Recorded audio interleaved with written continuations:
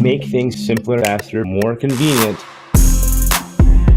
One tap, you get a conversation with your customer that never ends. You know how many people have been to your venue. You know how many people have tapped you. I'm just going to scan. Yeah, I was like, you need to talk to Ryan. He's got Tap the Table. Don't even waste your time. He's got a solution. It just works. And that's why Tap the Table exists in the first place.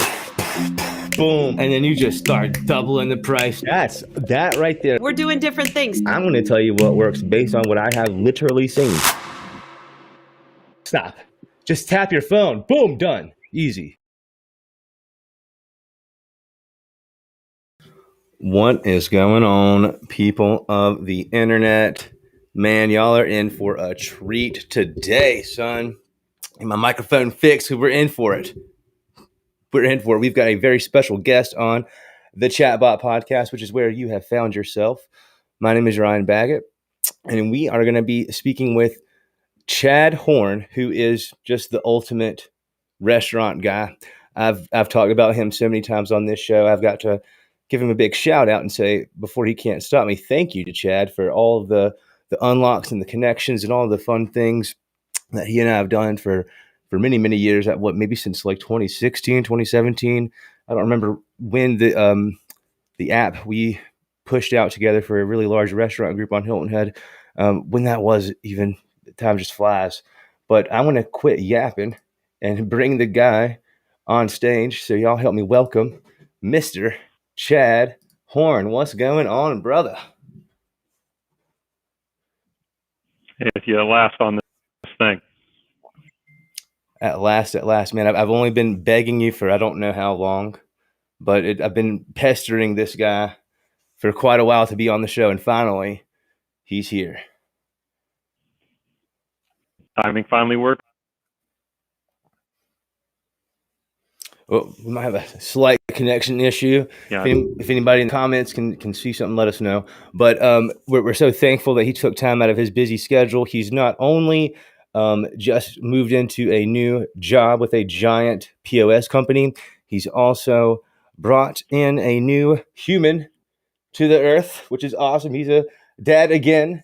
And it's so cool to just see a guy in corporate just crush it at home as well, being a great father and a great husband and a great friend to all around. So we're grateful for Chad, and we're going to see if we can pull some nuggets of knowledge from his brain today. And if y'all have questions, again, let us know. We'll try to answer them if I can figure out how to do that.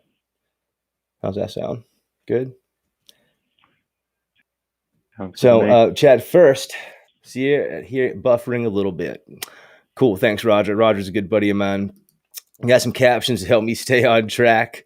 But the first thing we're going to talk about, please, and I'm going to hand it over to Chad, is tell us a little bit about yourself, man, and how you even got into this world of restaurants and point of sale systems. Because I think people want to know. I'm pretty sure after I first dropped your name in the interwebs, there's a pile of people that lined up to blow you and it's a check made up and get the unlock. So tell us about yourself and where you got to where you are today. Yeah, gladly. So funny enough, sometimes I even forget, how I really got started in the restaurant business. But early in college, I took a job at a place that was water park and half arcade pizza shop. And I was flinging pizzas during one half of the year, and then the other half of the year I was making burgers and popcorn shrimp for the water park goers. So I did get to live the life of inside the kitchen. But much later, I actually got into the restaurant tech scene. Originally with a company called Swipely, which was kind of a restaurant analytics company, useful insights to run, and they acquired a point of sale. So that was my very first exposure to the, really being inside of the POS world. And after that, I basically came through companies that integrate, doing something that ultimately, needed data from a point of sale to really come into its own and provide the value. So, through that series of companies, I got to taste, kind of front of house operations, reservation waitlist management, online ordering, mobile applications. Most recently, company various delivery and online ordering platforms, and like an operator, and you have DoorDash orders, Uber Eats orders, all these platforms, orders coming in, and not having to go through the tablets necessarily, but right into the point of sale. So through that, those years and those various companies, I really feel like I've gotten quite a good of exposure to the restaurant tech scene, and with PAR, where now I'm managing strategic partnerships for the company. And it's only been here a month, but 6, and I've got a lot of stuff to do. Well, that's just dropping the bombs on us, man. That's a perfect little intro right there. If I do say so myself, now I've got I don't want to put it all on me. I've got some questions off rip that I didn't even type out or inform you of based off what you've already mentioned. And you know me, I don't even remember what year we met, but like I've probably asked you more questions than any single like client you ever had or collaboration person, whatever, or friend you've ever had. I'm the most inquisitive person ever, I guess. I want to know all the things. So my first question, based off his intro, folks, I just start hitting them. That's how you get it here. All the value on the ChatBot podcast. Just go straight to the questions here. And the first one might be a tough one to answer, and you can be as strategic as you like here. But my first question is, what sort of restaurants, at what level do they start caring about data? Because when you said you were first in a data analytics company, that to me is awesome because I know what you can do with data and I know the possibilities. But I also know a lot of restaurateurs that care just more about the revenue and less about other data, how much am I spending, how much am I making, and that's about it. What sort of were you tracking when you first were with that job, and what restaurants cared about it, the data? Well, what restaurants do care, right? I would say any ones that are really paying attention, headed, and really trying to look after their future.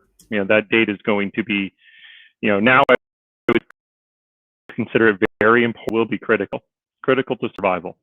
You'd have to be extremely lucky to be, be full restaurants and not a straight strategy around, right? Kind of when it was just, what attracted me to the company I joined was that they were doing something with data, very interested in analytics, studied it in school. It's like, okay, what's going on in the Boston area, around a company Swipely in Rhode Island was big on the scene for that. And the earliest thing at guest data, right? Simple things, right? Like looking at, folks come back, right? What are some of the factors that contribute? Seeing that same guest return, was using credit card data to pick that information up, but then, what can you explain these things like a menu, right? But what item? So what items on the menu, for example, had the best chance of bringing a guest back, right? So, while every item on the menu might be good, there will be those top performers. Just give guests that wow, especially drive them to return at higher rates than some of the other things, and that sort of thing. And same thing with kind of the service, right? Great hospitality. You get that server, and they make you feel special.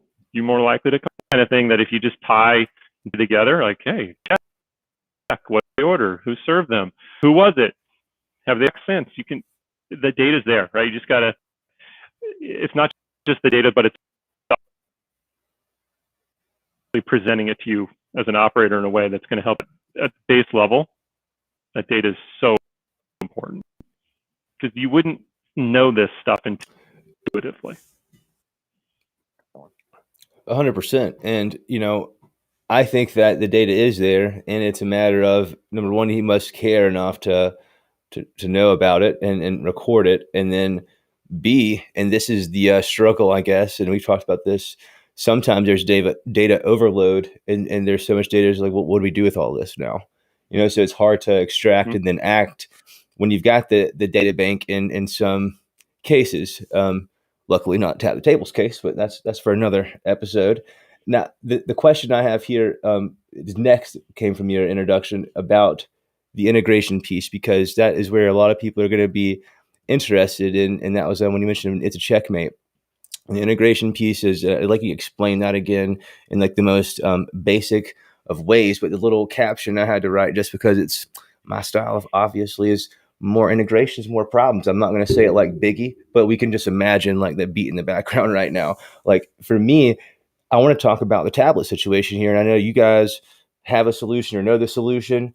I know a great solution, but I don't want to let you speak on that. Again, what is an integration with the POS system? What does that entail? What does it look like? What does it cost? Break it down for the ones in the back that don't know the things yet. Yeah. So in our world now, it doesn't cost anything, right? So, one of the things that attracted me to PAR was its very open and accessible mindset with respect to integration partners, and hence, the value offered to customers. And, it's included. It's table stakes, so to speak, for a modern point of sale system is our philosophy, where, now it's not, are you a POS system, a good POS system? It's like, really, how are you behaving and developing yourself as a platform, so that all of these great services out there that as a point of sale company you can never hope to replace with your own product. You need a thriving ecosystem, and so reducing that cost is critical, and it's what enables that innovation. So what an integration should look like, it should really almost be plug and play, if not plug and play, in a perfect world. So I like to break it down like, okay, what's the integration? What's that, right? What is it so that the POS is talking to, XYZ service? That's one thing. But then you got to think about what is the process of setting up, right? Onboarding yourself on that integrated service. And that may be another matter entirely. So I'd like to think about it in those two phases, but the actual integration to the POS should be fairly trivial in this day and age. And it often is. Good stuff. And, if it's not, I feel like, well, there may be a problem with said tech. Like if you're not going to be able to do this, then what's the issue here? We have another question here. I'm going to put the screen right back onto you. You're the star here. I want to know your thoughts on the hot topic right now, virtual restaurants here. I mean, just what are your thoughts on this? Is it going to stick around? Is it going to grow? You were the one, the mastermind that dropped this bomb on me, that told me, well, Ryan, do you want a Mr. Beast burger delivered to your door, or do you want Burger King?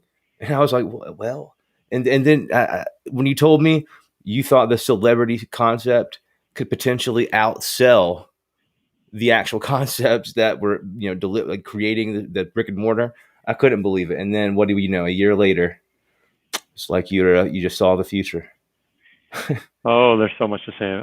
So high level, I am a huge fan of the idea of a virtual restaurant on a couple different levels. And I certainly believe that they can be extremely successful. I do not think it's a fad. So along the lines of, let's talk about like why it's a good thing, right?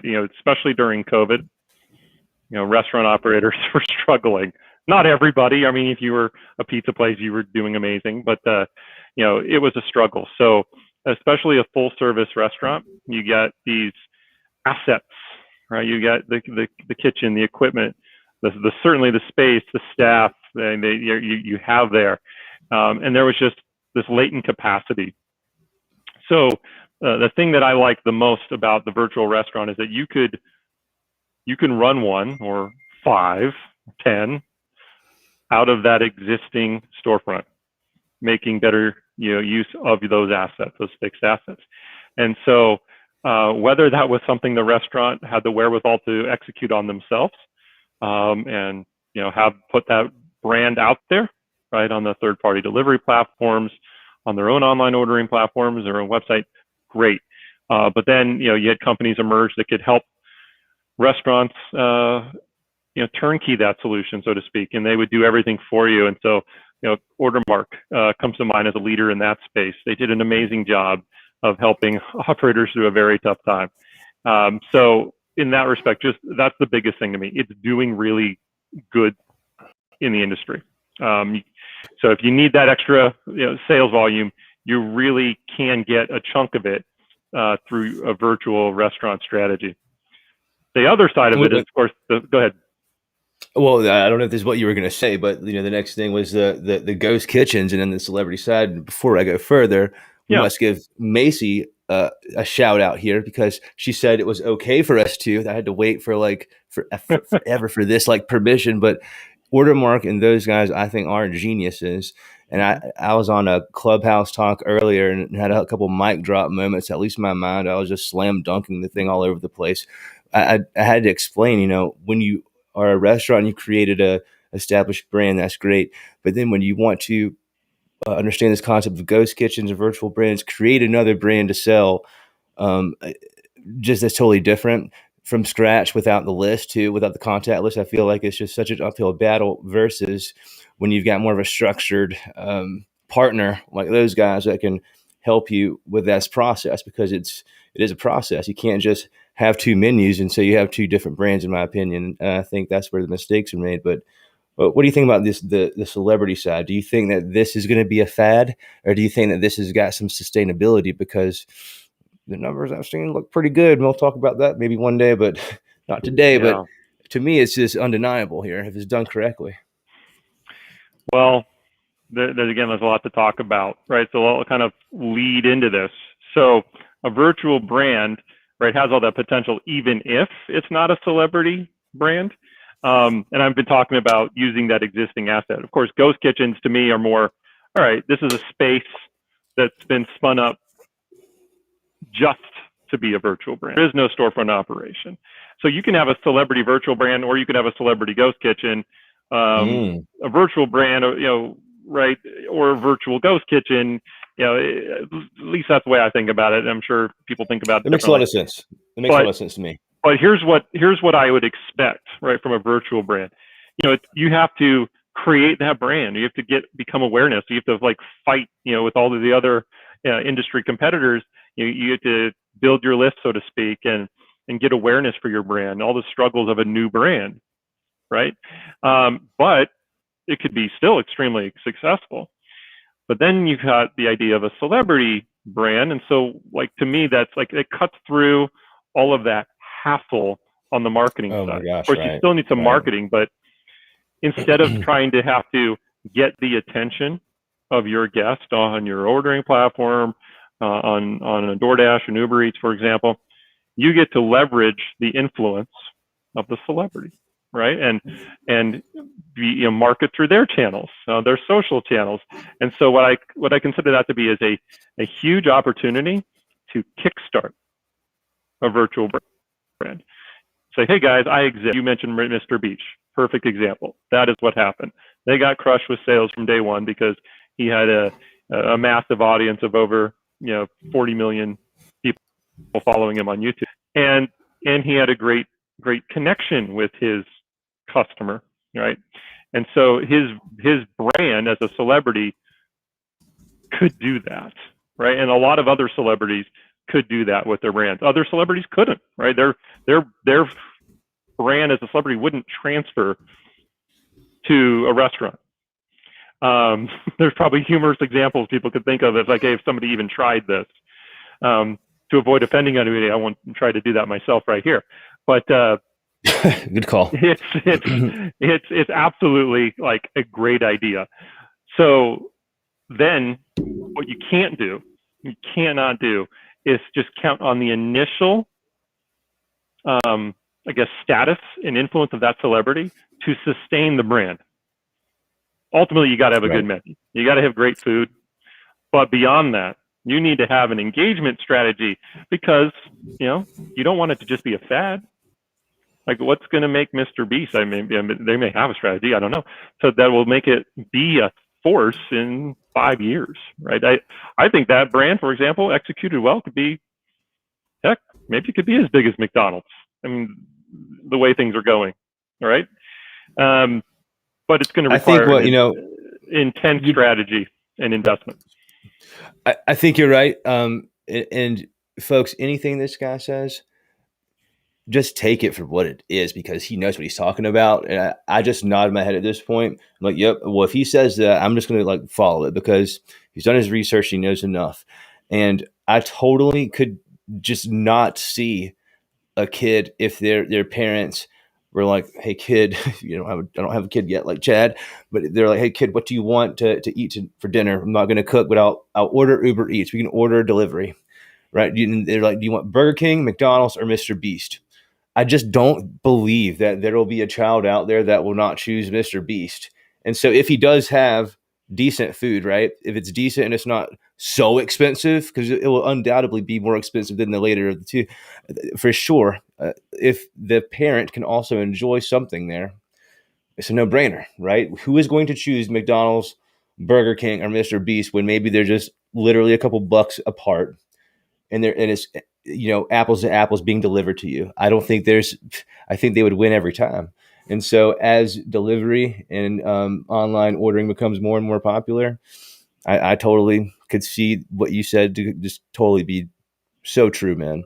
And if they have the right engagement strategy, and for those that are here for the chatbot side of things, the right conversation here, the right conversational commerce, I think is the key, is keeping that customer engaged and not bored. Otherwise, I do think, if not the industry of celebrity ghost kitchens, that concept or that celebrity's entity will just go away. It'll be boring and forgotten about, right? Yeah, absolutely. And that's one of the things that have kept us in touch over the last year and a half, is that, that's something I was hearing a lot, right? The engagement.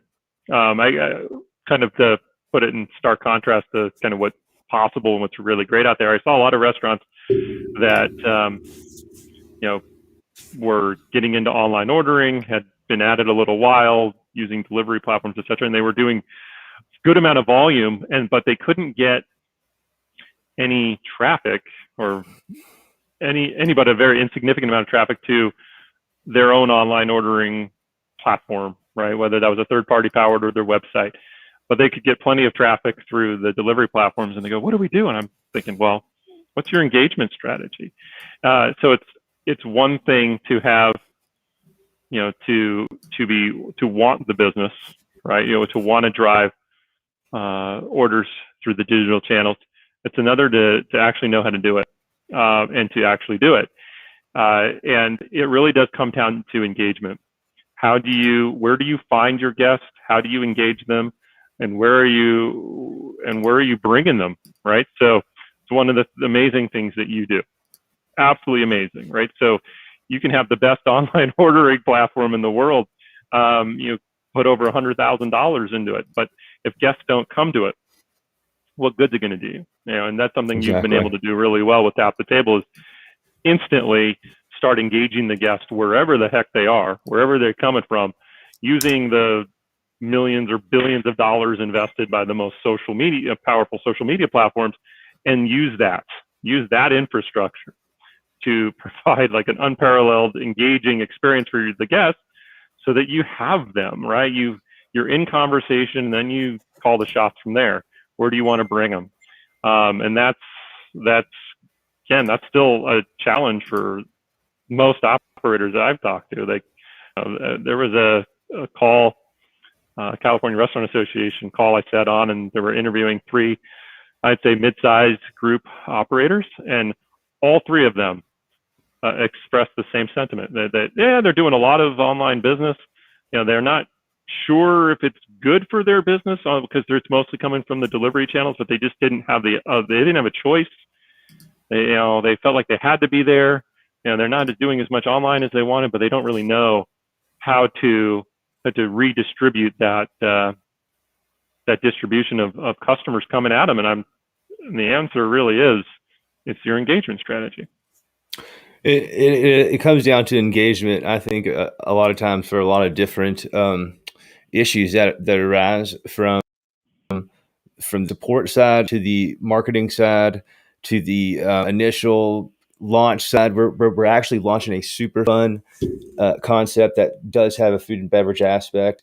I'm doing a little video with the owners here on Hilton Head tomorrow. I can't wait to tell you about it. It's super cool. I've never seen anything like it. But it'll blow people's minds on Hilton Head specifically. And the launch phase is so important. So the list building aspect is the thing that we'll be focusing on. And Wendy, thankfully, is the content queen. She's jumped aboard basically full time at this point. She's putting 100 hours a day in, just like I am. And we're busting out the things. And the things that she's got in mind for this place is going to go from comment to customer. They're going to join the list by entering the contest to win the thing that we'll offer. What we decide that'll be hopefully tomorrow. And from there, when it's time to launch, the people that have seen something, like you saw a TV commercial one time about an event, but you never saw anything again, potentially, this is the case of social media. So you must keep blasting them. You must keep spending money, right? So we're going to just hit this person. We're going to capture them in the list, not spend money on them again.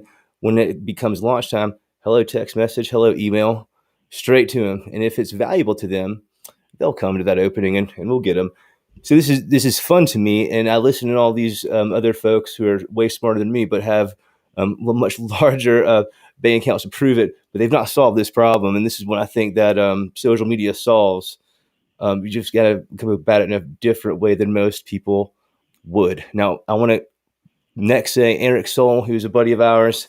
He commented a second ago. I want to show him on the screen. He says, "What's up?" He says, "How you been?" He's been busy, Eric. Get with it, man. You got to follow this guy. He's got all the life events happening. But what's up, Eric? Glad you're joining us, man. Hey, Eric. He's a good guy. He's got to come on the show one day. And then Roger, who's a good buddy. I want to see what he's saying here. He's a smart guy as well. Let's see. He's saying, if you have a pizza shop in your kitchen that sells great pizza to your friends and neighbors. If you have a pizza shop in your kitchen that sells, okay. Instead of buying a food truck, you get a ghost pizza. Okay, yeah. The pizza truck, bro. I think personally, I know a chick. Actually, I went to school with her. I don't remember if it was high school or middle school. She's very, very cool. She has a pizza restaurant, and that is exactly what she wants to do, is have a pizza truck. And from what I've seen from another pizza truck in Savannah, you can just crush it. Especially what we learned with COVID is pre-orders are a thing with food trucks now. Hello, that was never thought of before. That's what the technology does, right?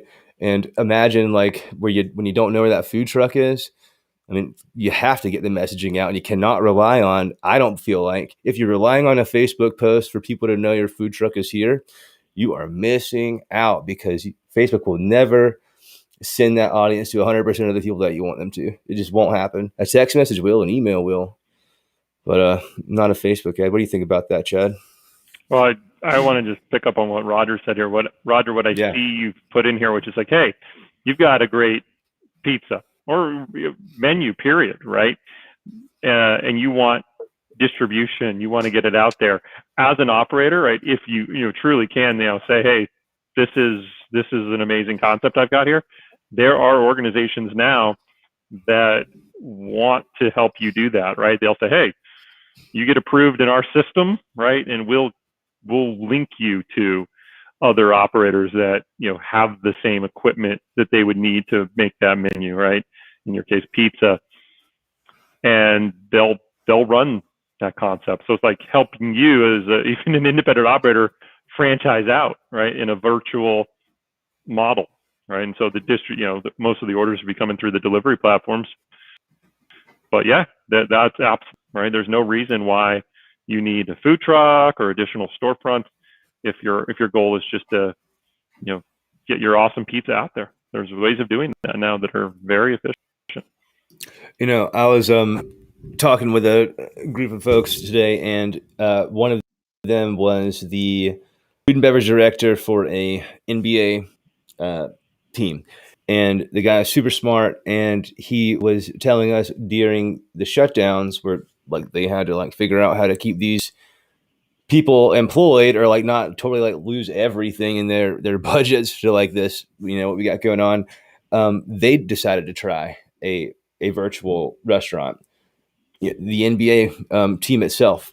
And they actually within 6 months made $1 million, and they couldn't believe it. And so what they're doing is they're changing a piece of the brand's title.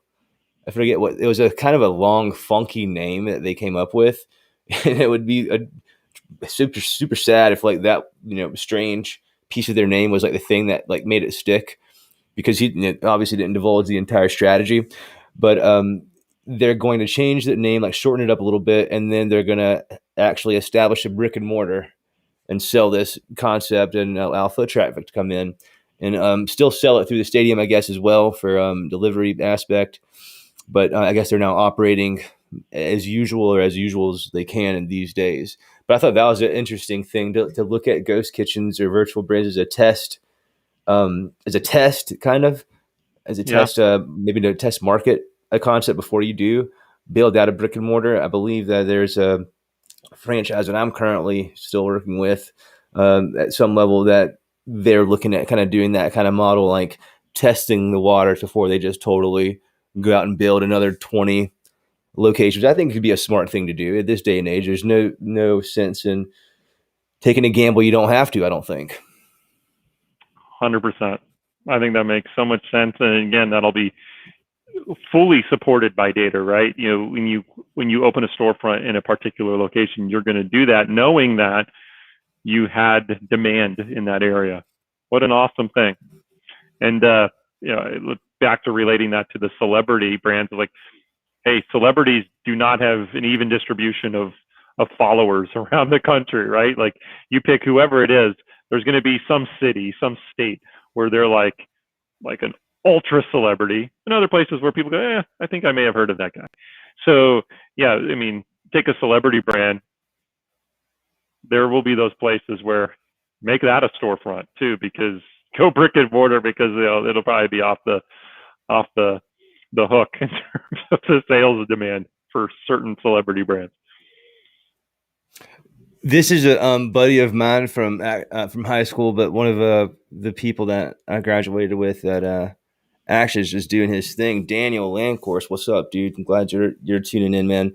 He is the if he doesn't own the place by now, I know that's the intention here very soon. I don't know if I'm supposed to like blow that out of the water. Sorry, he'll forgive me.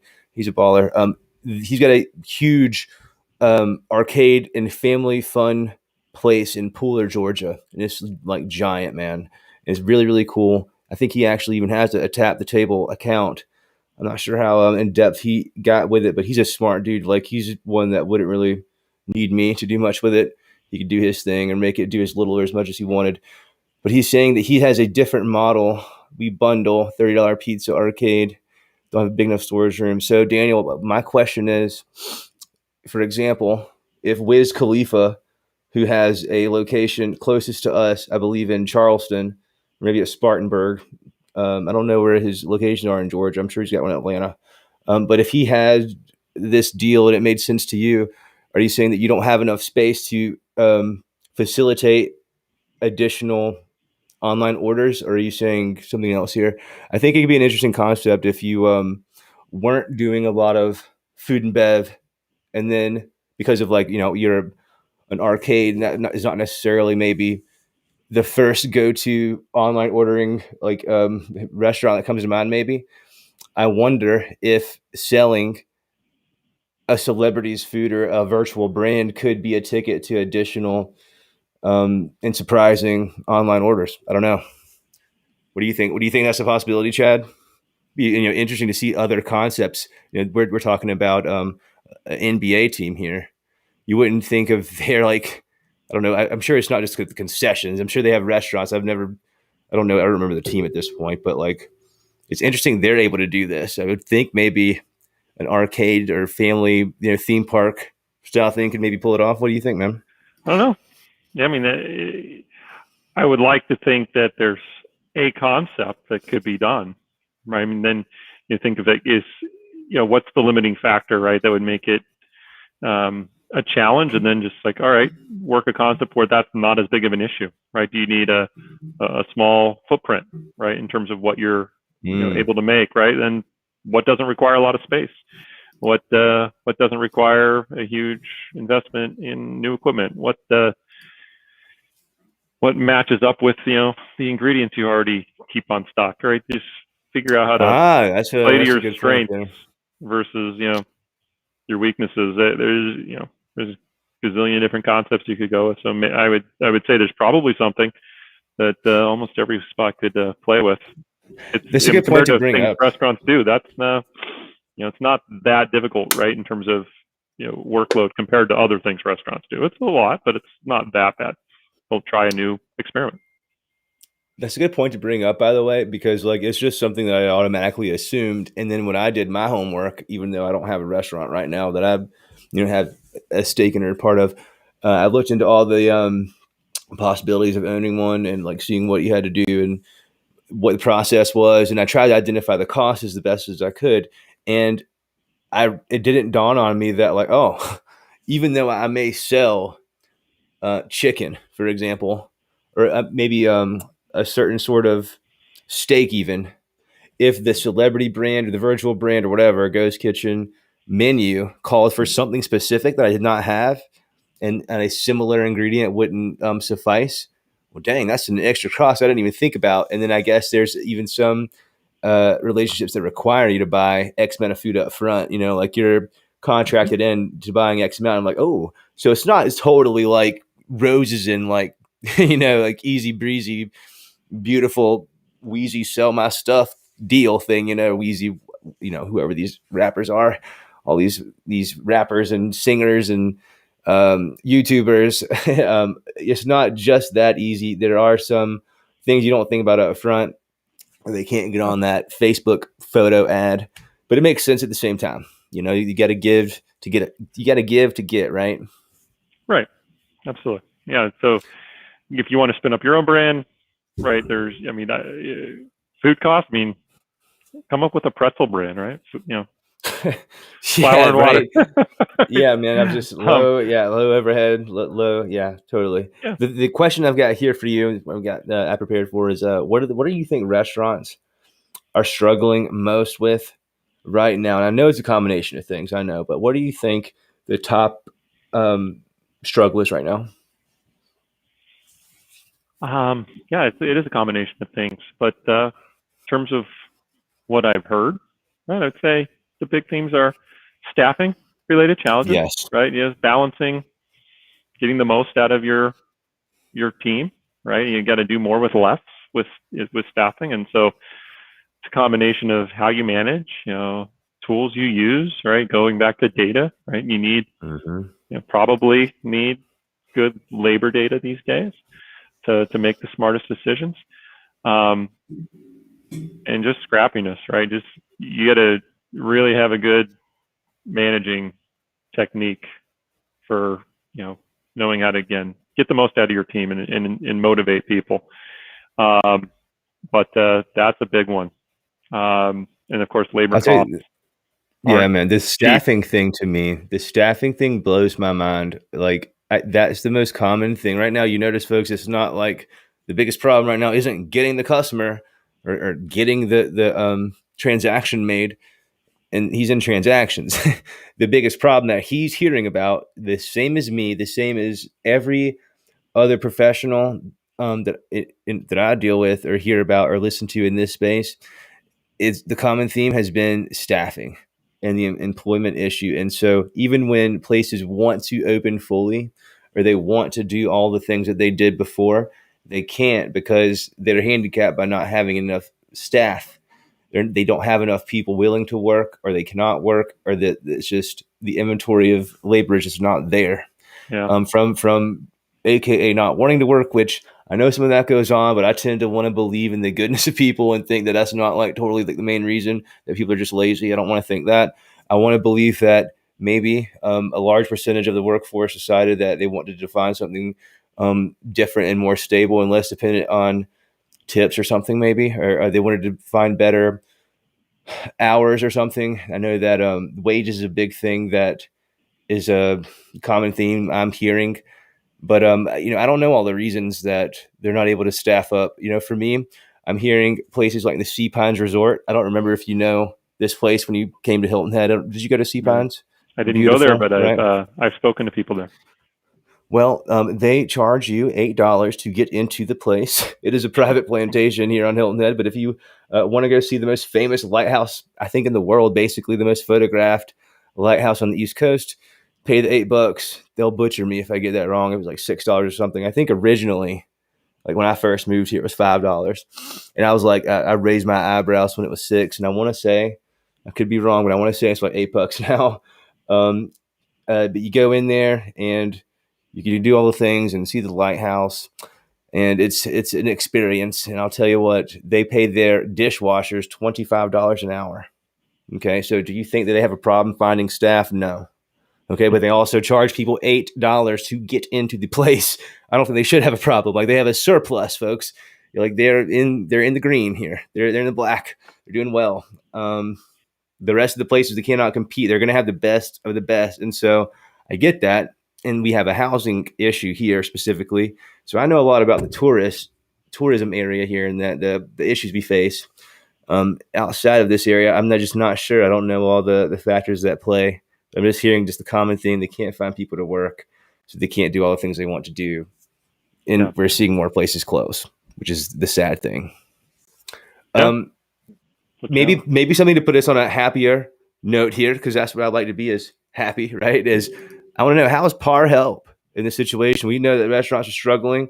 We know that PAR is if Chad is a part of an organization, I can feel good about saying that they're going to be a good company to work with, because there are still people in the world with values and ethics, my friends, and he is one of those people. And I'm proud to associate myself with these kind of folks.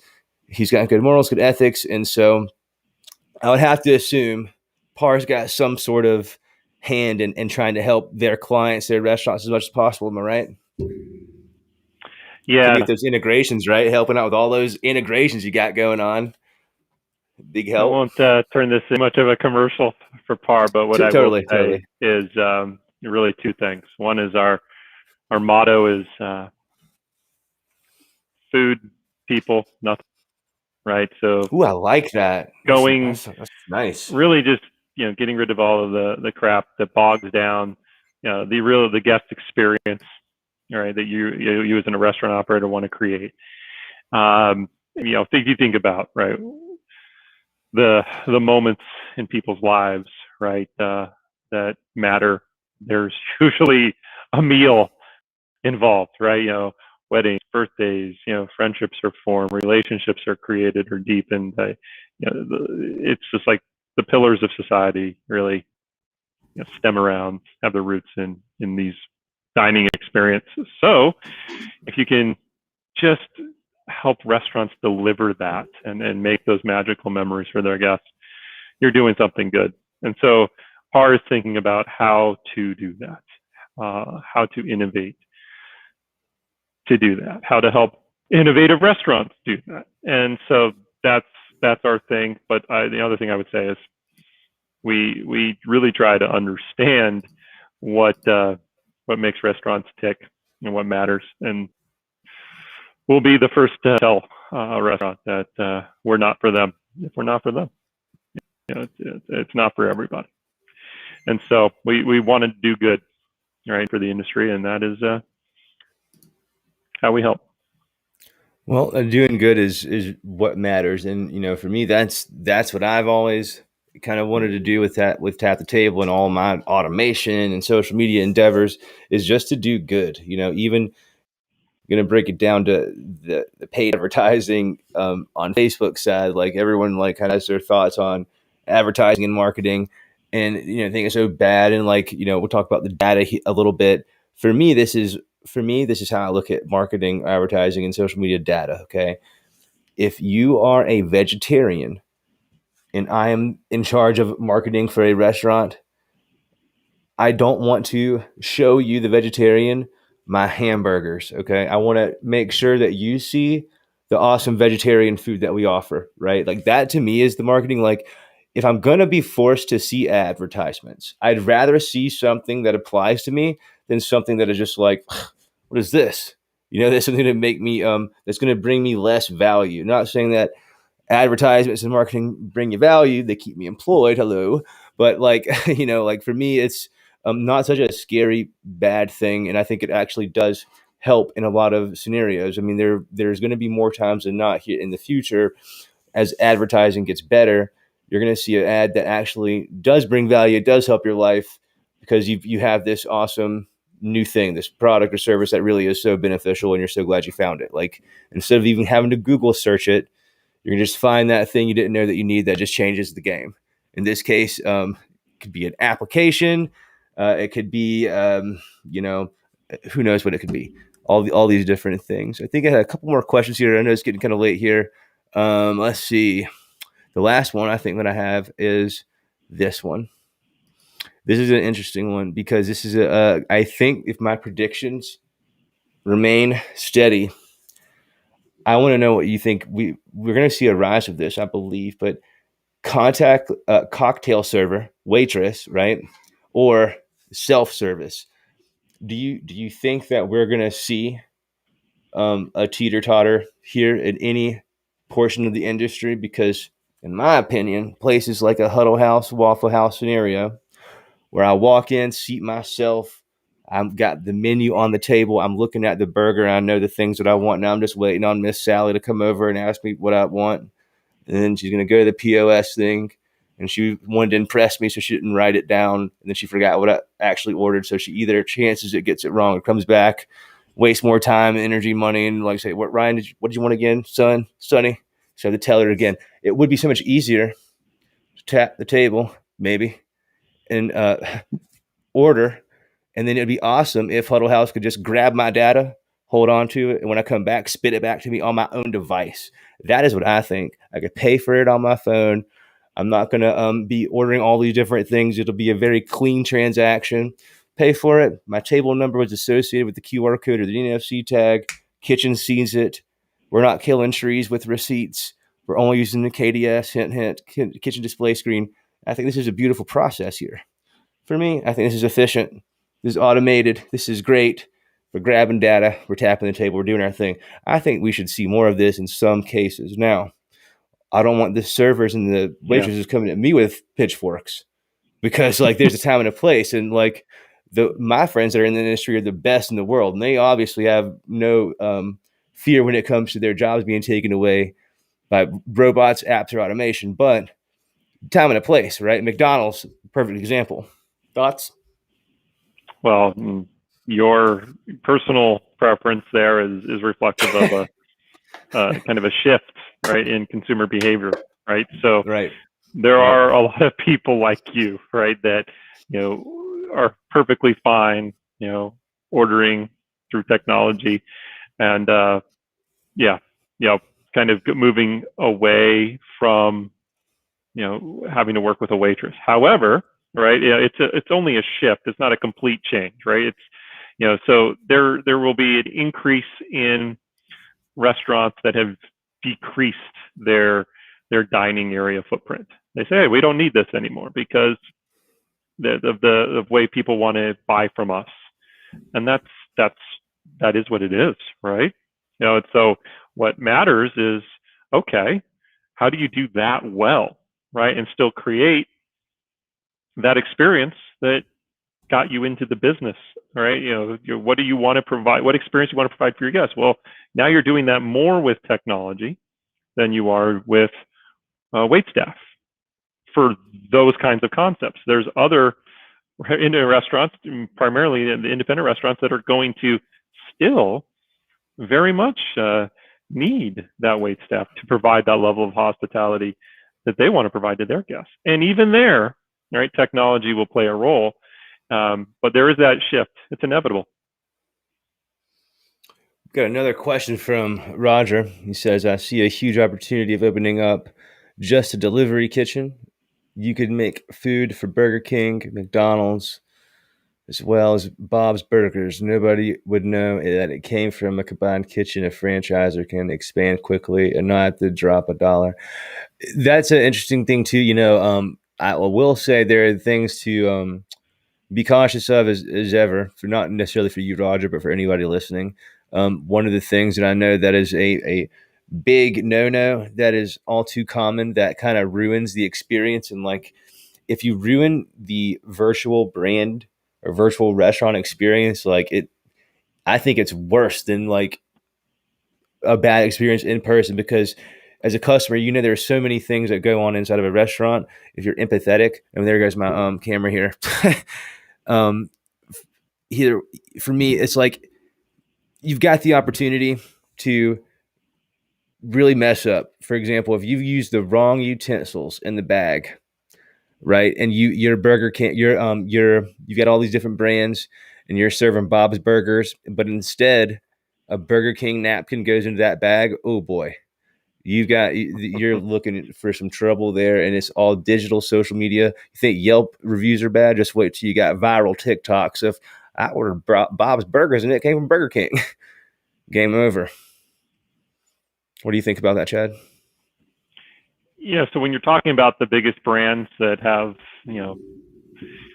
great systems, quality control, so they won't be taking chances with new locations, delivery only or otherwise, that they can't guarantee that level of quality control. There are other factors too, but that's not just true of the largest brands. They're just going to take it the most seriously. But that's a challenge for everybody. That would, potentially kind of give control of executing their brand to someone else, right? That isn't their team, specially trained. Got another one from Daniel, and again, he's at the he has a food and bev concept at his theme park, but he says, I'm a brick and mortar. I have 2 large freezers, fridge with service, hiring shortage now. Yeah, he's talking about the service hiring shortage and delivery costs. Well, the delivery costs, I don't know if is a huge factor aside from like your bags and your your trays you keep your food in or whatever. The deliveries, I guess, normally going to be taken care of by your Uber Eats and your DoorDash. Like, I don't think most restaurants are hiring on delivery drivers. I think that they are just using their the third-party tools in that way. Now, if you can capture that order for the pickup side of business, because there's going to be that percentage that exists for your place currently, maybe you could do something there. But again, that's not necessarily a virtual side. If they're coming to your place, it no longer is a virtual deal. I guess it's like an actual place, right? Isn't that true, Chad? I'm not sure what this question is, but I think he's learning about the ghost kitchen aspect or the virtual brand aspect. Maybe he's typing here again. Let's see what he's saying. Yeah, he's learning exactly. He's learning about these tools together. So like this dude is one of the smart guys, because he's in the family theme park space. No one in his space is ever wrapping their head around a ghost kitchen. They're like maybe understanding, try to figure out how to get cheaper golf carts next year. Like he's one that's like actually cares about data and knows a little something to do with it, but he's not going to be so familiar with all the food tech and the food apps out there. But in general, Daniel, what happens is like you're a restaurant already, and then you have a brand of your own or a brand that exists that's pitched to you that they tell you, hey, this is really in demand. This brand has placement, on Uber Eats and DoorDash, and so if you cook this food, you're gonna make a percentage of the profits. In essence, that's how it basically works. And so if you don't have a delivery driver, in your case you don't, then the Uber or the DoorDash driver takes care of the transportation and the logistics, I guess you'd say. Yeah, depending on the restaurant, the market specifics of what they're doing, it's going to range between 15 and 30% of the sale will be your fees. From what I heard, one large company say, an official representative in the sales department say publicly, don't know if he was supposed to say this, but on average, you said something like 59% of his customer base, or not his, but of the customer base, was averaging an additional $3,500 to $4,000 a month in revenue off of these concepts. And so when you do the math, if you're big enough to handle it, in your case, Daniel, even though you can sell salt to a slug, as you're saying here, you can't do, you wouldn't be able to really do this because you'd need more space and more personnel and more things. But to run 7 or 8 virtual brands out of one kitchen could and is in some cases very profitable. But I think that's a very big task to accomplish and execute perfectly. And I think you must be perfect or as close to perfect as possible when you're dealing with this kind of stuff, because it's so easy to not make a profit here. Like, just to be cooking a bunch of food all day is no good if you're not making profit, right? All right. I don't know if we have any more questions for Chad, but man, I really appreciate you taking the time, dude, and hanging out with us and schooling us on some things. You got anything for us before we close it out, my man? Oh, there's so much to talk about. I think I would just close with a note of encouragement to restaurant operators and to those who serve restaurant operators that this is good work, right? I mean, the restaurant industry is arguably the most important industry in the United States, right? In terms of dollars spent in a restaurant go back into the local economy. They provide jobs for people who really want them and need them, right? And so, and it's just it's the center of the community. It's like often the center of like the artistic sphere of the neighborhood. So there's so much about restaurants. And again, it's the moments, right, that matter in people's lives often are happening in the restaurant.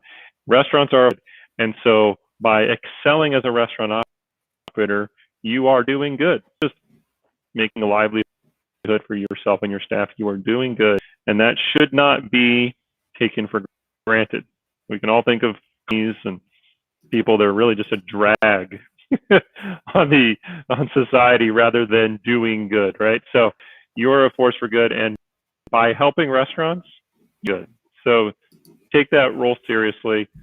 Do it with all your heart and all your mind. Well, put yourself into it. That's a great way to end this segment, man. This has been one of my favorite shows. Although really, it's just felt like a regular conversation between you and I. Like, this is literally the same stuff we talk about. When I bug him all the time and I ask him for this and ask him for that, when's this integration ready? When are these people going to email us back? When are we going to get this going on? Like, this guy's just like, he's the nicest guy to not tell me to just hit the road by now, because I'm just like that one that will just not leave you alone, especially about being a guest on my podcast. And finally, after like a year, got him, and it was worth it all day long. And I want you to come back on the show, man. I hope you'll consider it. Of course. Yeah, this can be a regular thing. Awesome. I think it should be. I think PAR needs to have you host a room, because all the cool kids are doing it. That's what I hear. I've not hosted a room really, but I've joined many, and I'll be joining someone, Chip Close of Chip Close Creative. Look him up. He's an awesome social media creative restaurant marketing expert in New York. And he's been doing this for 20 years, and he's got a really interesting thing going on. We're going to talk about NFC. And before I go, I'll show you the new NFC I got. I got some NFC. I get some NFC all of the time. NFC meaning near field communication. And some of the audience, I know they know me for this. We all know this is what Tap the Table is like based off of, right? NFC. This, I don't know if you're going to be able to see it. Is it going to get it in focus? Let's see how my Sony do it. Will Sony focus? Still out of focus. Come on, Sony. Oh, man, Sony's there. It is right there, baby. You see that? It's like etched in there. This is listen to this. Hear this? This is not plastic. This is metal. This is a metal MasterCard black card that gets me all that. No, I'm just playing. This is not. But this is an NFC card that is really cool. And what does this do, Chad? Do you know? What this does is it does anything I tell it to. In this case, it's going to a URL website. And so all we do with NFC, instead of like a QR code where you have to open your phone, do all the things, there's like 6 steps to actually make a QR code work. In this case, with NFC, you just get the device close enough to it, and then you'll have your notification pop up. Boom, just like that. Right. Cool. And it'll open up to anything that you want. So like you'll see people use these for like these digital business cards or whatever. They'll be really popular. For me, I also have one because I'm fancy. Got a little pop socket. Shout out Richard Leslie, who's bigwig over there. They need to invent one with NFC on it, and they'll like change the game too. So I've got the pop socket, but on top of here, I've got the off-brand Popple device. They sell theirs for like $10. You can buy a pack from Amazon of like 12 for $10 of the ones that are like waterproof and stuff. So NFC is so fun. I think we're going to see more of it. And Chad, again, thank you so much for hanging out, man. We will make this a thing. I think we should do a clubhouse too, because I think that's just, you had the radio voice, man. I sound too country, so I'll talk less next time. But it's been so much fun. And I wish you all the luck at par, and congratulations again on the new addition to the Chad Horn Tribe. And if you need anything, you just let us know, and we'll talk to you soon. Okay, man? Awesome, Ryan. Thanks for having me on, and until next time. Totally, man.